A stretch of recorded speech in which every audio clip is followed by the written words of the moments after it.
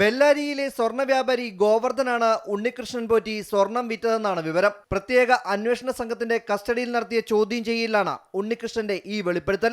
ചെന്നൈയിലെ സ്മാർട്ട് ക്രിയേഷൻസിൽ എത്തിച്ച ദ്വാരപാലക ശില്പത്തിൽ നിന്നും 989 ഗ്രാം സ്വർണം വേർതിരിച്ചെടുത്തതിൽ 476 ഗ്രാം സ്വർണമാണ് വിറ്റത്. സ്മാർട്ട് ക്രിയേഷൻ 109 ഗ്രാം പണിക്കൂലിയായി വാങ്ങിയതായാണ് സൂചന.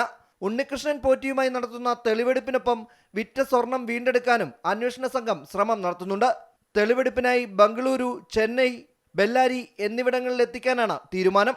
സ്വർണം വാങ്ങിയ ഗോവർദ്ധനിൽ നിന്നടക്കം അന്വേഷണ സംഘം വിവരങ്ങൾ ശേഖരിച്ചിട്ടുണ്ട്.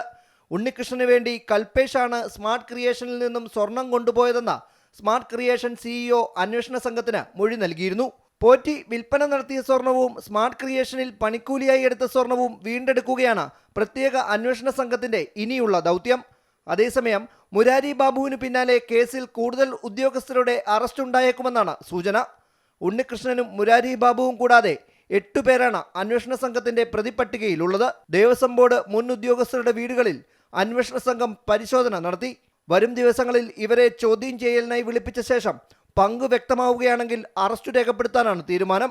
അമൃത ന്യൂസ്, തിരുവനന്തപുരം.